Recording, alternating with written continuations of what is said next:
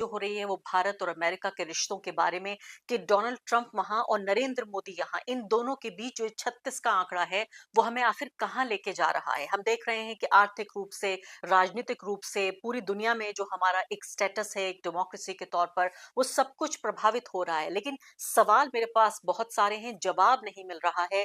जवाब जिनको पता है वो बोलने को तैयार नहीं है और बाकी लोग हक्का बक्का सिर्फ देख रहे हैं कि आखिर डोनाल्ड ट्रंप भारत के साथ और खासकर भारत के प्रधानमंत्री के साथ ये क्या कर रहे हैं। इससे पहले कि मैं उन बयानों की तरफ आऊं, आज के एक बयान पर मैं आपकी नजर डालना चाहती हूं और आपको अपने मेहमान से भी मिलवा देना चाहती हूं। जाने माने रक्षा विशेषज्ञ प्रवीण साहनी जी इस वक्त हमारे साथ मौजूद हैं। इस चैनल पर उनका एक पॉडकास्ट जिसको आपने बहुत देखा और बड़ी, मैं कहूंगी, तवज्जो के साथ देखा। जितनी बड़ी तादाद में कमेंट्स आए, इससे साफ तौर पर पता चलता है कि भारत में इस वक्त शायद उनसे बड़ा कोई रक्षा विशेषज्ञ नहीं है। फोर्स मैगजीन के एडिटर भी हैं वो।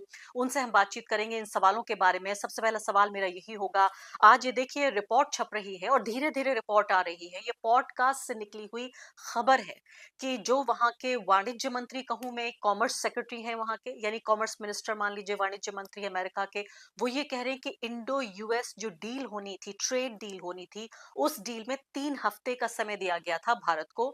3 हफ्ते गुजर गए और भारत का कोई नुमाइंदा वहां नहीं पहुंचा, नरेंद्र मोदी की तरफ से बातचीत नहीं हुई और ये खत्म हो गया। यानी ये डील नहीं हो पाई और सीधे तौर पे वो ये कह रहे हैं कि तब पहुंचे मोदी जी वहां पर, या मोदी जी के नुमाइंदे तब पहुंचे जब तक कि ये ट्रेन वहां से निकल चुकी थी। प्रवीण सानी जी, किस तरह से इस बात को हम समझें? क्या ऐसा होता है अंतर्राष्ट्रीय बातचीत में? चलिए मोदी जी ना सही तो कोई मंत्री, उनका कोई संतरी, कोई डिप्लोमेट, कोई तो बात कर लेता। देखिए, इसके बारे में कहना बहुत मुश्किल है बिकॉज अंदर की बात क्या है वो हम नहीं जानते हैं क्या हुआ। बट ये जरूर कहा जा सकता है कि जो इंडिया के रिश्ते हैं अमेरिका के साथ वो बहुत ज़्यादा गिर गए हैं, इसमें कोई शक नहीं है। प्रेसिडेंट ट्रम्प की सेकंड टर्म में, और मैं इसको देखता नहीं हूँ कि ये किसी तरीके से सुधरेंगे। और ये भी कहना ज़रूरी हो जाता है कि प्रधानमंत्री के लिए बातचीत करना प्रेसिडेंट ट्रम्प से बहुत मुश्किल हो गया है, क्योंकि प्रेसिडेंट ट्रम्प की आदत है वो मुंह के ऊपर कुछ भी बोल देते हैं because he thinks he can get away with it. तो वो एक, आफ्टर ऑल इंडिया एक 1.5 मिलियन बिलियन पीपल का मुल्क है, बहुत बड़ा मुल्क है। उसके प्रधानमंत्री को बहुत सोच समझ के बात करनी पड़ती है प्रेसिडेंट ट्रम्प के साथ, बिकॉज वो ठीक नहीं है उनका पूरा रवैया। तो इससे ज़्यादा मैं नहीं कह सकता क्योंकि मुझे मालूम नहीं है अंदर की बात क्या हुई है, पर ये बहुत गलत हुआ है जो ट्रेड डील नहीं हो पाई है और ये डिले हो गई है। और इसका नुकसान क्या होगा भारत को? देखिए, हम हमारी बेसिकली टेक्नोलॉजी में बहुत ज़्यादा डिपेंडेंस है अमेरिका में के ऊपर, हमारी सर्विसेज। क्योंकि अगर आप हमारा देखिएगा पूरा जो ट्रेड है, जो हमारा जीडीपी है, उसमें सर्विसेज का बहुत बड़ा योगदान है। और सर्विसेज में बहुत सारा आईटी का है, और आईटी का बहुत सारा बिजनेस अमेरिका के साथ है। तो उससे हमें नुकसान तो बहुत होता है क्योंकि ये बहुत डेकेड से इसको हमने बनाया हुआ है अमेरिका के साथ। तो अब कितना होगा एग्जैक्ट नुकसान वो कहना मुश्किल है, but it is not a good thing कि अगर नहीं हो पा रहा है तो। अच्छा साइन नहीं है। मैं उस आर्टिकल की तरफ भी दर्शकों का रुझान में उनको लाना चाहती हूँ कि ये आर्टिकल आपने द वायर में लिखा है और लिखा है कि इस साल 2026 में सबसे बड़ी चुनौती विदेश नीति के तौर पर भारत और अमेरिका के रिश्तों की होगी। और इस चुनौती की शुरुआत हुई तो कैसे हुई?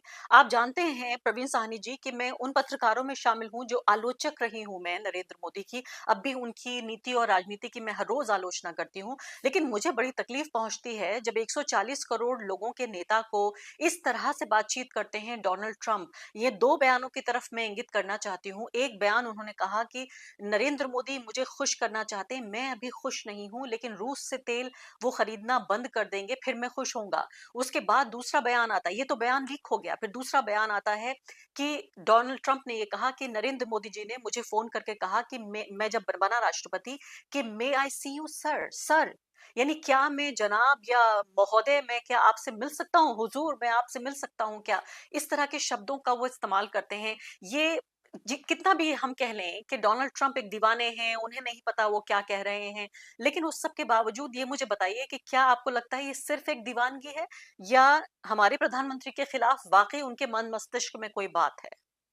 ये मेरे हिसाब से ये हिंदुस्तान की कमजोरी है। जहां तक आपने रशियन ऑयल की बात करी है, अभी एक बयान आया है जो नए अम्बेसडर हैं अमेरिका के इंडिया में, सर्गियो गौर, उन्होंने कहा है कि मेरी टॉप प्रायोरिटी या एक बहुत खास प्रायोरिटी होगी इंडिया को इंश्योर करना कि वो रशिया से तेल ना खरीदे।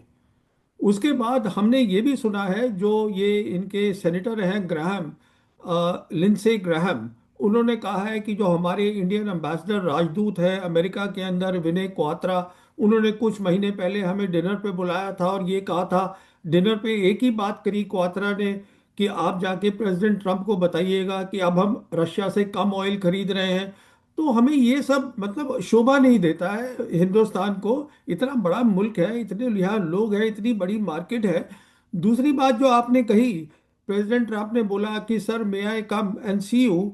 देखिए ऐसा है कि 20 जनवरी को पिछले साल इनॉग्रेशन हुआ प्रेसिडेंट ट्रंप का, और पहले 2-3 दिन में ही ये क्लियर हो गया था कि इनकी प्रायोरिटीज जो है वो बहुत अलग होंगी। ये बात कर रहे थे ग्रीनलैंड लेने की, ये बात कर रहे थे कि जो कनाडा है उसको 51st स्टेट बना लिया जाए अमेरिका का। कहने का मतलब ये है, समझदारी इसमें थी, अगर हिंदुस्तान के जो हमारे नेता हैं वो थोड़ी देर आराम से बैठते, पता करते कि इनकी क्या फॉरेन पॉलिसी होगी। हमने वो नहीं किया और बहुत जल्दबाजी करी कि हमको सबसे पहले वहां पहुंचना है, हमारा मीडिया भी वहां पहुंच गया कि प्रधानमंत्री पहले कुछ उन नेताओं में से है जिसको प्रेसिडेंट ट्रंप मिले हैं। देखिए ये इसमें पहला कुछ नहीं होता है, हमें अपने देश का हित देखना है। तो कहने का मतलब ये है कि ये गलत था हमारा एकदम वहां पे जाना, जबकि पता है इनकी पहली ट्रम्प टर्म जब हुई थी, इनकी टर्म प्रेसिडेंट ट्रंप की, तब भी इनकी नीति अलग थी, कि अब तो खैर बहुत ही ज़्यादा अलग हो गई है। तो हमें थोड़ा धैर्य से काम लेना चाहिए था, जो यहाँ नहीं लिया गया है उससे हमारे को नुकसान हुआ है। और देखिए जब भी कोई बुली होता है, उसकी ये आदत होती है कि अगर कोई ताकतवर इंसान से वो बात कर रहा होता है तो वो झुक जाता है। अगर उसको लगता है कि मैं इसको दबा सकता हूँ तो वो दबाता है। तो अगर हमारे ऑफिशियल जो है, हमारे मिनिस्टर्स जो हैं, ऐसे बिहेव करेंगे जैसे ये विनय क्वात्रा की बात आई है, अगर ये सच है तो ये अच्छी बात नहीं है हमारे लिए। मैं अब दर्शकों को फिर वही याद दिलाना चाहती हूँ, ऑपरेशन सिंदूर पर भी मैंने बातचीत की थी, बल्कि मैं कहूंगी ज्यादातर बातचीत इस पॉडकास्ट में उसी बारे में हुई थी। उसके बाद कुछ हफ्तों बाद, और सिर्फ आप एक ऐसे व्यक्ति थे जो टिके रहे अपनी बात पर, जब ये ऑपरेशन हो रहा था, जब सबसे ज्यादा था इस बारे में मुंह भी खोलना, सांस भी लेना इस बारे में, उसी को देशद्रोही बताया जा रहा था, और उस वक्त अपनी बात पर आप टिके रहे। और उसके हफ्तों बाद अभी हमने देखा, जो रिकी गिल नाम के इंडियन ओरिजिन के सहयोगी जो हैं, ये सीनियर डायरेक्टर हैं साउथ एशिया के, जो ट्रम्प एडमिनिस्ट्रेशन है उसमें बाकायदा उनको अवार्ड मिला है। और ये award national security councils distinguished action award मिला है सीज फायर कराने में भारत और पाकिस्तान के बीच। यानी डोनाल्ड ट्रंप की बात को अगर एक तरफ को हम किनारा कर दें, जैसे कहा जाता है कि भाई उनको तो पता नहीं है वो क्या क्या कहते रहते हैं, ये तो अमेरिका की सरकार ने बाकायदा, वहां के विदेश मंत्री ने ये अवार्ड गिल साहब को दिया, जो भारत के ही ओरिजिन के व्यक्ति हैं ये। और इसके बाद तो पूरी तरीके से ये बात, अब इसमें कोई शक अभी भी कोई बाकी है कि भारत की सरकार को स्वीकार करना बाकी है? देखिए जहाँ तक प्रेसिडेंट डोनाल्ड ट्रंप का सवाल है, मैं उनको इतना वो नहीं समझता हूँ। He is a Maverick. पर ये नहीं है कि वो सोचते नहीं हैं, वो अपना अलग तरीके से सोचते हैं, अपनी अलग फॉरेन पॉलिसी बनाते हैं। और अभी हमारे पास काफ़ी एविडेंस है जो ये बता रहा है। रिकी गिल का तो एक ही केस है, जैसे कि हम सब जानते हैं, 10 मई को जब ये जंग खत्म हुई थी 4 दिन की, उस समय सबसे पहले सोशल मीडिया पे प्रेसिडेंट ट्रंप ने लिखा था कि हिंदुस्तान और पाकिस्तान दोनों तैयार हो गए हैं full and immediate cease fire के लिए। और शाम को हमारे फॉरेन सेक्रेटरी ने उसको कंफर्म किया था। कहने का मतलब ये है कि एविडेंस है। अब देखिए, अब हम नहीं इस बात को मानना चाहते हैं, उसके अपने सरकार के कुछ कारण होंगे, उसके बारे में मैं टिप्पणी नहीं करना चाहूँगा।